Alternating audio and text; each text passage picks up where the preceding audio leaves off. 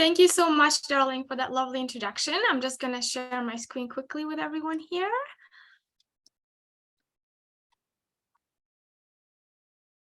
All right, are we all good?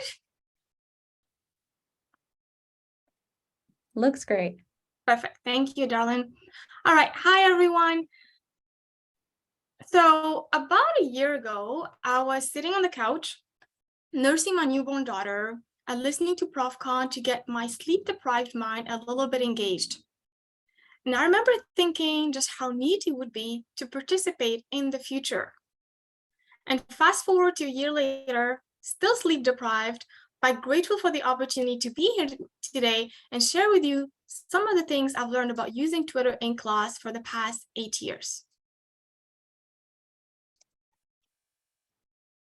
I started using Twitter in class at SFU in 2014, and right away, I noticed it was extremely helpful in building up engagement and community. Over the years, I've continued to experiment and learn new ways of using Twitter, and I found a lot of the tactics I've been using back then still remain quite relevant, and frankly, I find still are highly underutilized. And so putting together this presentation was quite a challenge for me because I had so much content that I wanted to share with you, but of course I didn't want to bore you.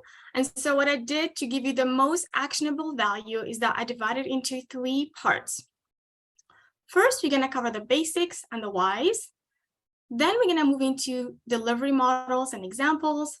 And finally, I'll share some best practices and a toolkit that I've been using to get Twitter implemented in no time. In between the 3 parts, just to make our session a little more interactive, I have set up some short Q&A and Twitter breaks. You can join the conversation using the hashtag ProfConTwitter, and I'll take a look at the tweets between each break. Does this sound good for everyone? I'm happy to see, I would love to see some thumbs up emojis. You guys are all good?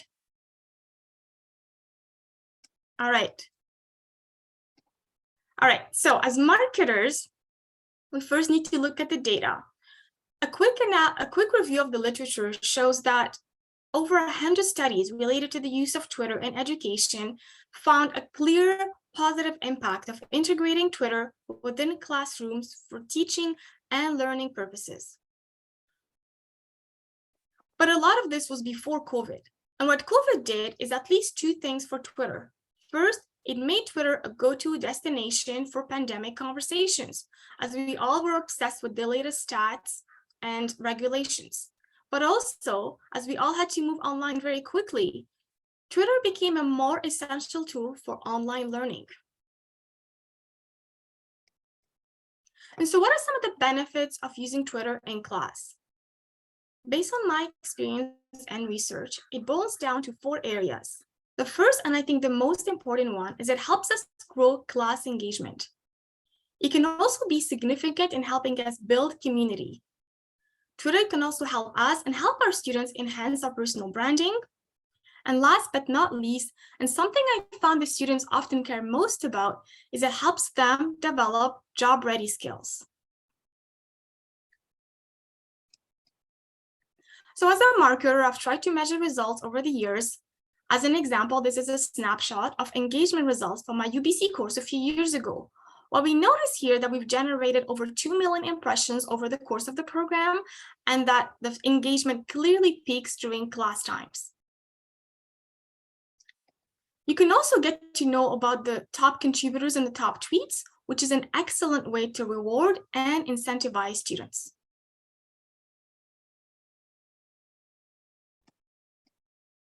Over the years, students have shared countless stories with me about how Twitter has helped them during and after my course. A lot of this was qualitative.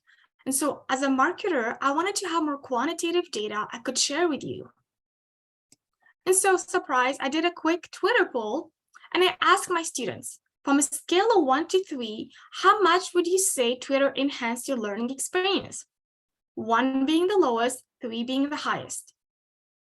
Over 94% of them quoted Twitter to be somewhat to very useful in enhancing their learning experience.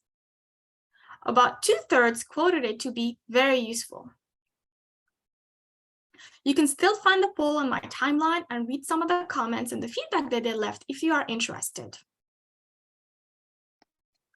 And so hopefully now you're thinking, this all sounds great. How do I get started? There are 3 simple steps to getting started with Twitter in class. And the first one is to set up your Twitter educator account. If you already have a Twitter account, you can simply use the same one.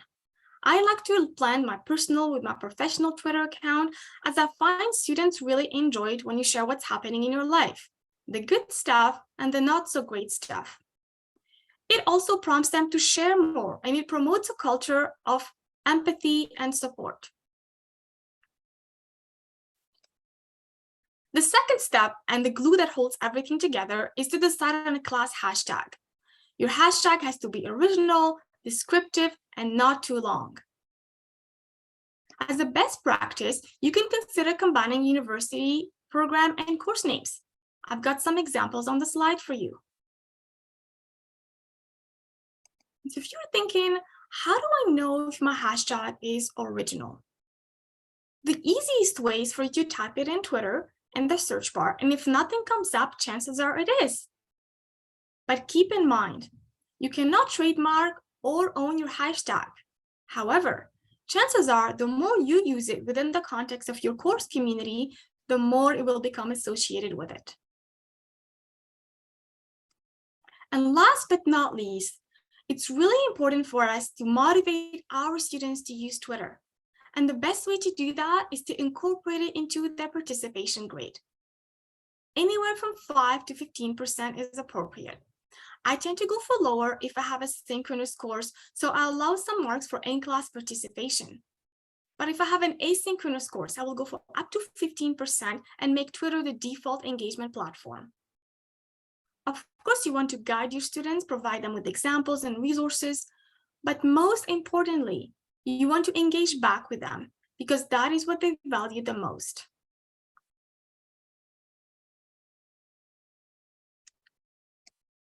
And this leads us to the end of part 1.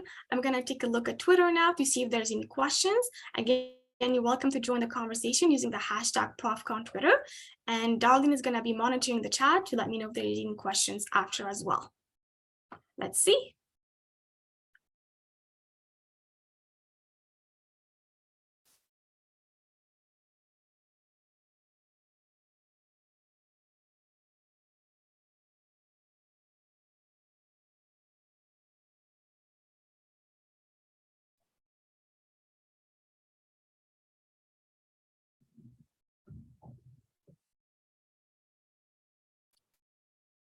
So I'm not finding any questions yet using the hashtag #ProfConTwitter. You're also welcome to tag me as well. So I'm going to ask Darlene to check if there's any questions in the chat. Darlene, do we have any questions? We don't have any questions in the chat, but looks like I will put out the hashtag again, and I'll make sure to add in your @ as well. Perfect. Thank you. Well, we just got started, so that's maybe, hopefully it's all clear and there's no questions yet, so let's keep rolling. So let's move to part 2. Based on my experience, Twitter can be integrated into any delivery model, be it synchronous, asynchronous, face-to-face, or online. It could also be student or instructor-led. Let me show you some examples. Let's start off with asynchronous Twitter activities that are instructor-led. The best example I can give you is the welcome tweet, which is something I do in all of my courses. So about a week or so before the course starts, I set up a tweet with a class hashtag. I tag any relevant resources, such as the textbook, the author, Microsoft Teams, add a GIF, something interesting, and then I share the link of the tweet in my welcome email to the students that I send about a week or so before the course starts, with any additional resources. And I found that this one tweet instantly welcomes the students and they feel immediately connected. This is a great way to build community right away. For example, 2 of my students here happen to be from Brazil, and they bond right away over the tweet.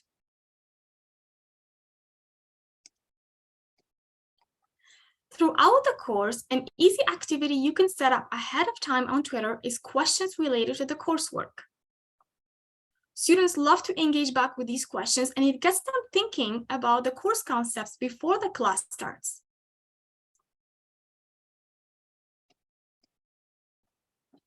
Twitter can be an excellent platform for us to show support and encouragement to our students before or after an assessment, a quiz, an exam, and so on.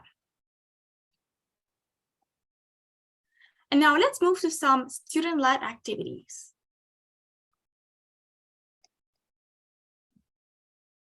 The most common way I find students use Twitter after class is as an opportunity to reflect on the coursework.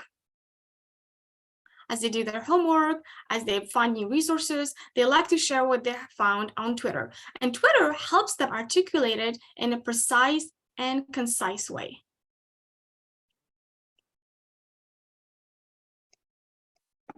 They will also like to share some relevant resources, articles, and sometimes even ask a question. In this example, my social media student is sharing a Social Media Today article which talks about the changes to Facebook profile videos. And he's asking me the question, what do I think? In my response to him, I'm tagging the author that I know, but I'm also opening up the question to other students in the course and other courses that I have which could benefit. This can make for really good discussions. And finally, just as we can use Twitter to support our students, they can use it as a platform to support and inspire each other as well. This can lend itself really well to group work.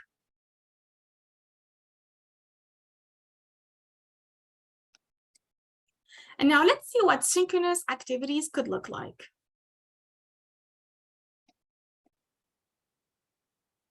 The most common way students use Twitter in class is to share real-time takeaways as they process what you're saying. They may even go a step further sometimes and tag some of the resources or companies that you mentioned in your case studies. And when these engage back, they get really excited.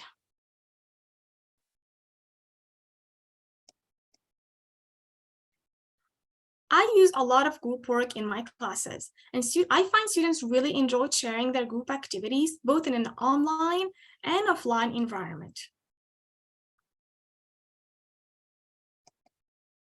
And a student favorite is to share photos and selfies, especially when there's guest speakers and field trips involved.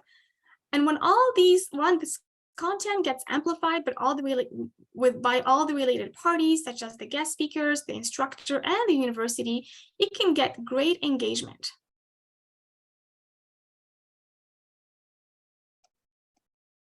Now let's move to synchronous Twitter activities, which are instructor-led. These tend to have the greatest impact.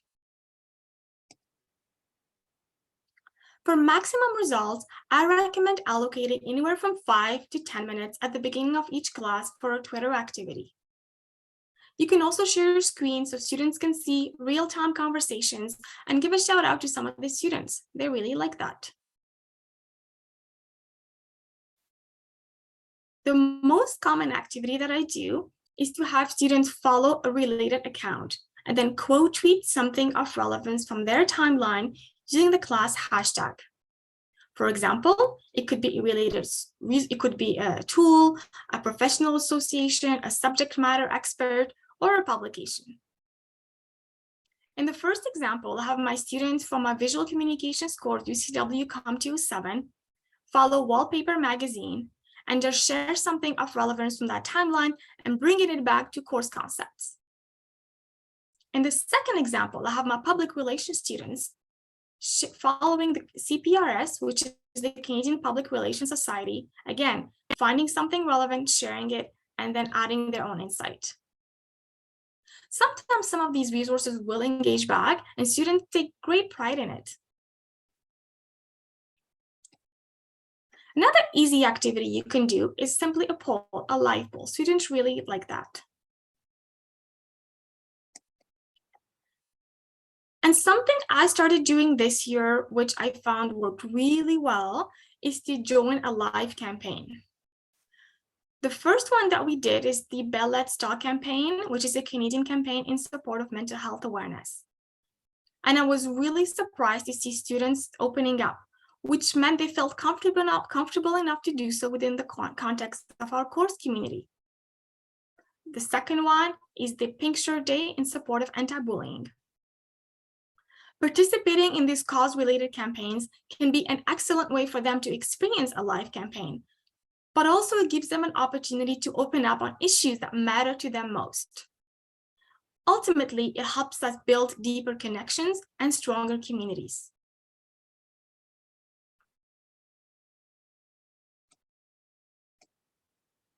And this leads us to the end of part 2. I'm going to take a look at Twitter again to see if there's any questions. And Darlene, I know, is keeping an eye out on the chat.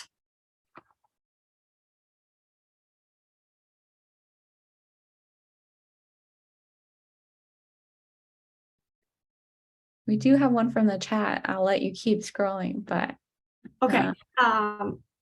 Thanks, Darlene. It looks like we have something from Twitter, which is great. Shout out to Ankit. Ankit, shout out to you for sharing your questions. So the question goes, ProfCon Twitter.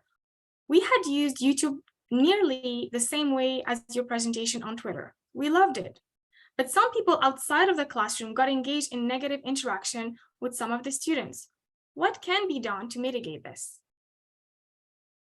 First of all, thanks for your question, Ankit, and that's a great question.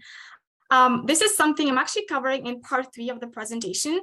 But as a heads up, what I would say is that, unfortunately, you can't really prevent some, especially in a public forum and in a public platform such as YouTube or Twitter, you can't prevent outsiders from joining your conversation. There's ways you can possibly block them and prevent them from tweeting you and joining your intimate space. And that's what I would recommend. But other than that, some of the things I would recommend is to set up some community guidelines and put that out there. And so you reserve the right to kick out or block anyone who may not abide by those guidelines. And I think that's what I've been doing, and it's been working really well.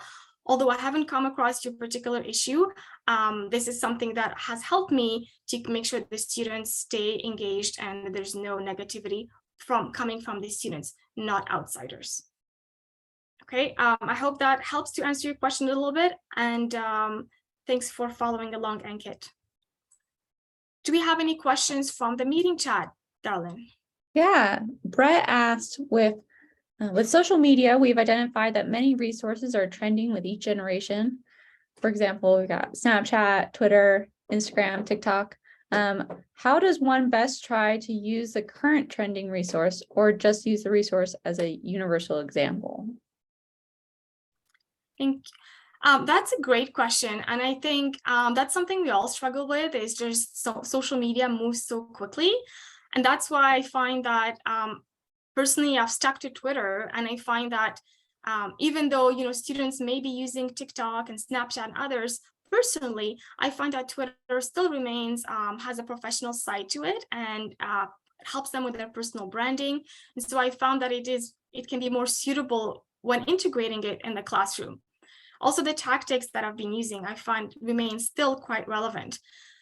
In terms of what's new, I think it's important to remind students, for example, here, in Twitter, you can use things like Twitter Spaces, and that's something I've been experimenting with. So introducing the students to new features within Twitter.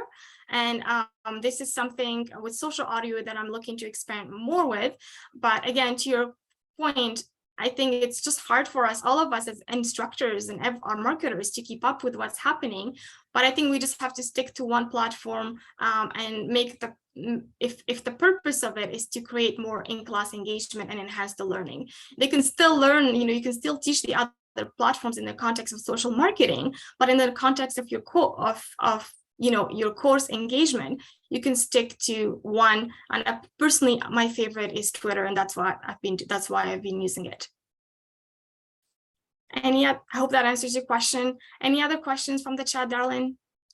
That's the only one right now. If we get any others, I'll let you know at the next point.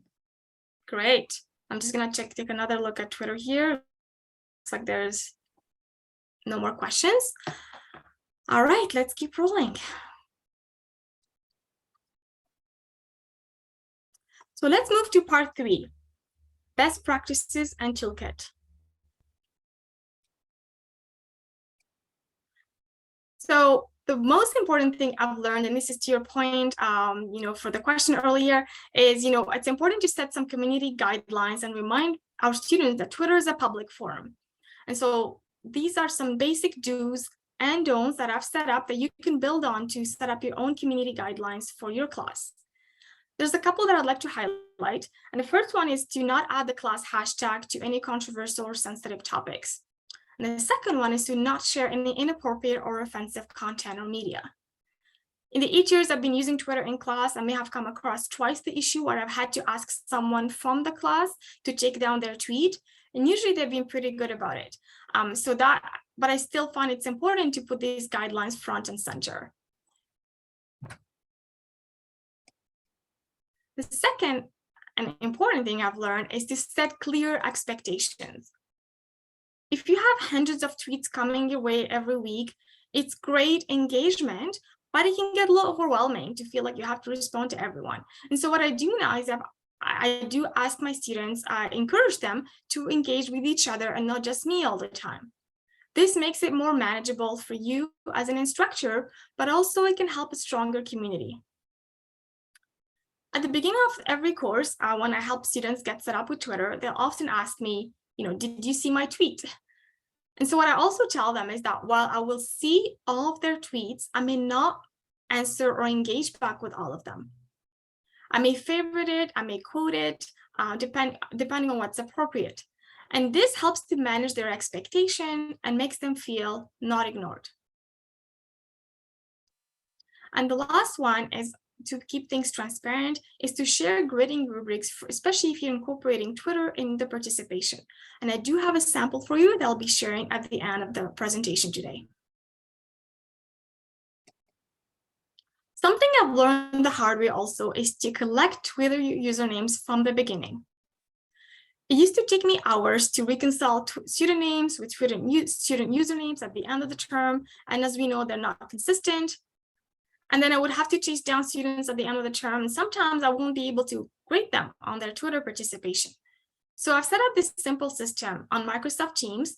I have a shared file called Twitter usernames in the collaborative notebook. And so students will add their Twitter username there at the beginning of the term, and I give them a deadline. So I'll say by the end of week 2, make sure you do it. And if you don't, your Twitter participation may not be graded. And that always works great. You can also consider creating a public Twitter list if you want students to easily find each other.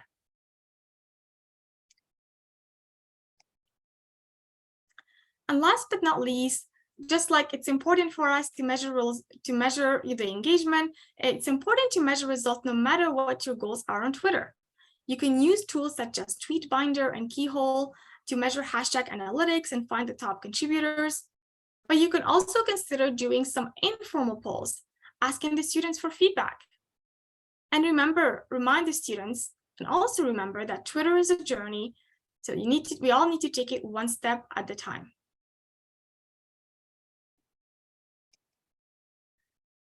And as promised, I have a toolkit for you, which includes a slideshare that you can share with the rest of your students, an activity sheet with community guidelines that I use personally, and some grading rubrics that you can use as the basis for use. You can find everything by following the link on the slide.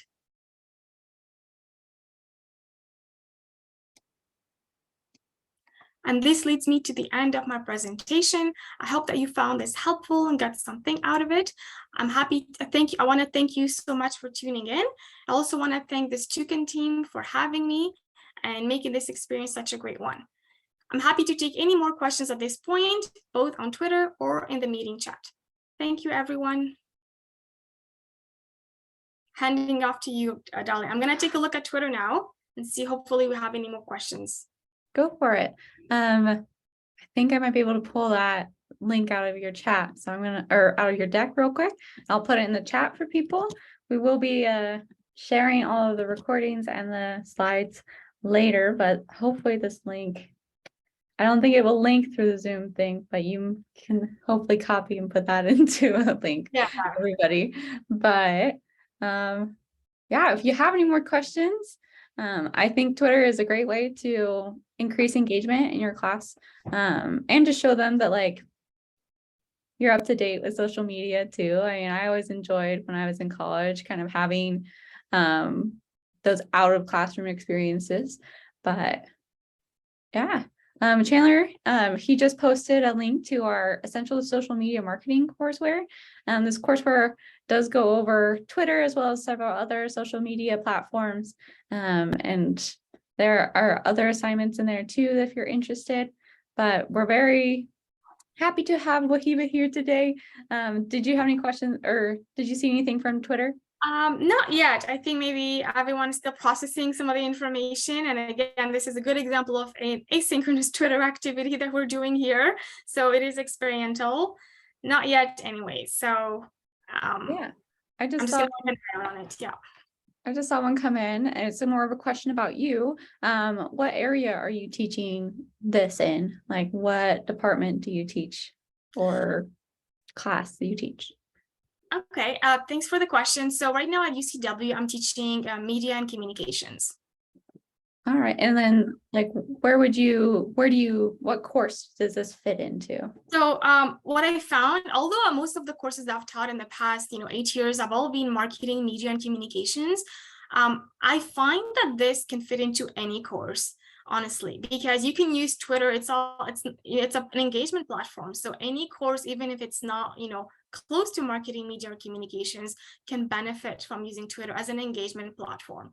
So, I do find that when you are teaching media, marketing, communication, it's a bit easier to bring it back to the course concepts. And for example, if I'm doing a live campaign, such as what I mentioned earlier for the Bell Let's Talk campaign in support of mental health awareness, the following class, I showed my students the results of the campaign.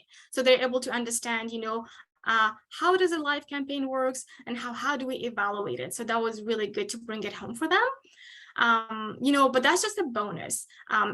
Twitter itself can be, again, I'm a strong believer that it can be added to any class, any course. So if the person who asked the question, wants to share a little bit more about what course they're teaching, I'm happy to comment more on that if that's helpful or give some ideas.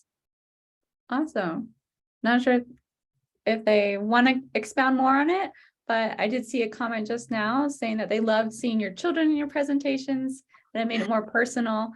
I know I commented on that when I first met Wahiba. I was like, oh, I love these pictures. They're so cute. Thank you. Yeah, it's funny because I was telling you and Chandler that I couldn't use GIFs, so I'm like, okay, well, I'm gonna use my kids' pictures. At least I don't have to pay for them. There are a lot of the pictures nowadays, you have to pay for them. You have to check copyright. I'm like, right now, you don't know I'm sharing their pictures, so I think I can do it. So I just went for it. Awesome. That's a great way, I think, to make it more personal. But sweet. If there are any more questions, we'll take them. But otherwise, we have our next event starting at 2:00 Eastern time, and it'll be our next keynote. And he's going to be AJ Wilcox, and he's an expert on LinkedIn. And so kind of go from Twitter to LinkedIn, have a little bit of a platform shift, but we're excited to see you guys at our next session. And thanks, Wahiba, for hopping on. Thank you so much, Darlene. I also want to give a shout out to Kelly Crane, who just left a nice comment saying great presentation. There was no question, but I just want to give a shout out to you because you've used the hashtag and you've shared something. So thank you, Kelly. I really appreciate your kind comment. And yes, I think to your point, Darlene, I think Twitter works really well with LinkedIn as well. So you can always use Twitter as the main platform for engagement, but then use LinkedIn to kind of as a secondary engagement platform and then connect them together, especially from a personal branding standpoint. And obviously, when your students are the fastest demographic growing right now on LinkedIn. So I think students will be interested in learning more about that. And so I'll look forward to tuning into that one as well and learning, getting a few nuggets out of it.